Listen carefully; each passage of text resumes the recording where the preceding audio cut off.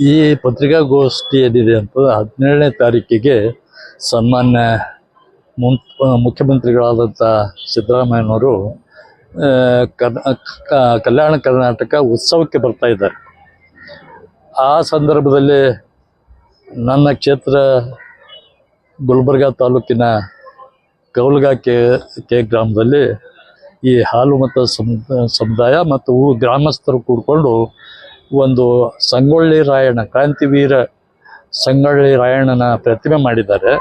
ಅದಕ್ಕೆ ಅನಾವರಣ ಮಾಡಬೇಕು ಅಂತೇಳಿ ಮುಖ್ಯಮಂತ್ರಿಯವರಿಗೆ ಕೇಳಿಕೊಂಡಾಗ ಅವರು ಒಪ್ಪಿಕೊಂಡು ಒಂದು ದಿವಸ ಮುಂಚೆನೇ ಬರ್ತೀನಿ ಅಂತೇಳಿ ಅವರು 16ನೇ ತಾರೀಕಿಗೆ ಬರ್ತಾಯಿದ್ದಾರೆ.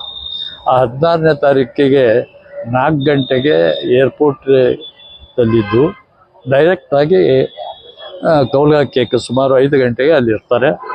ಅಲ್ಲಿ ಮೂರ್ತಿ ಅನಾವರಣ ಮಾಡ್ತಾರೆ ಮತ್ತು ಸಾರ್ವಜನಿಕರೊಂದಿಗೆ ಅವರಿಗೆ ಅಡ್ರೆಸ್ ಕೂಡ ಮಾಡ್ತಾರೆ.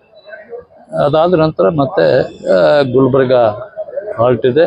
ಮರುದಿವಸ ಏನು ಕಲ್ಯಾಣ ಕರ್ನಾಟಕ ಉತ್ಸವದಲ್ಲಿ ಪಾಲ್ಗೊಂಡು ಧ್ವಜಾರೋಹಣ ಮಾಡ್ತಾರೆ, ವಲ್ಲಭಾಯಿ ಮೂರ್ತಿಗೆ ಮಾಲಾರ್ಪಣೆ ಮಾಡ್ತಾರೆ, ಸಾಂಸ್ಕೃತಿಕ ಕಾರ್ಯಕ್ರಮದಲ್ಲಿ ಭಾಗವಹಿಸ್ತಾರೆ ಮತ್ತು ಅಲ್ಲಿ ಒಂದು ಜನರ ಉದ್ದೇಶ ಕೂಡ ಮಾತಾಡ್ತಾರೆ. ಅದನ್ನ ಏನು ಸಭೆ ಇರ್ತದೆ, ಆ ಕ್ಯಾಬಿನೆಟ್ ಸಭೆ ಭಾಳ ಮಹತ್ವದ ಸಭೆ ಅದು. ಯಾಕಂದರೆ ಕಲ್ಯಾಣ ಕರ್ನಾಟಕಕ್ಕೆ ಈ ಕ್ಯಾಬಿನೆಟ್ ಸಭೆ ಅಂತಂದ್ರೆ ಭಾಳ ಮಹತ್ವದ್ದಾಗಿರ್ತದೆ. ಏನೇನು ಜನ ನಿರೀಕ್ಷೆ ಮಾಡ್ತಾರೆ, ಏನೇನು ಘೋಷಣೆಗಳಾಗ್ತವೆ, ಏನೇನು ಅಭಿವೃದ್ಧಿ ಕೆಲಸಗಳಾಗ್ತವೆ ಅನ್ನೋದು ಜನರ ನಿರೀಕ್ಷೆ ಇದೆ. ಆ ನಿರೀಕ್ಷೆಯಂತೆ ನಮ್ಮ ಮಾನ್ಯ ಮಂತ್ರಿಗಳಾಗಲಿ ನಮ್ಮ ಸಚಿವರಾಗಲಿ ಅನೇಕ ಯೋಜನೆಗಳನ್ನು ಇವತ್ತು ಅವರು ತಯಾರು ಮಾಡಿದ್ದಾರೆ. ಆದರೆ ಯಾವ ಘೋಷಣೆ ಆಗ್ತವೆ ನನಗೆ ಮಾಹಿತಿ ಇಲ್ಲ.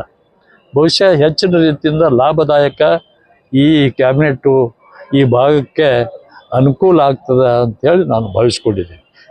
ನೀರಾವರಿ ಆಗಲಿ, ಶಿಕ್ಷಣ ಆಗಲಿ ಮತ್ತು ಆರೋಗ್ಯವಾಗಲಿ ಇವೆಲ್ಲ ಇದರಲ್ಲಿ ನಮಗೆ ಲಾಭ ಸಿಗ್ತದೆ ಅಂತೇಳಿ ನಾನು ಹೇಳಲಿಕ್ಕೆ ಬಯಸ್ತಾ ಇದ್ದೀನಿ.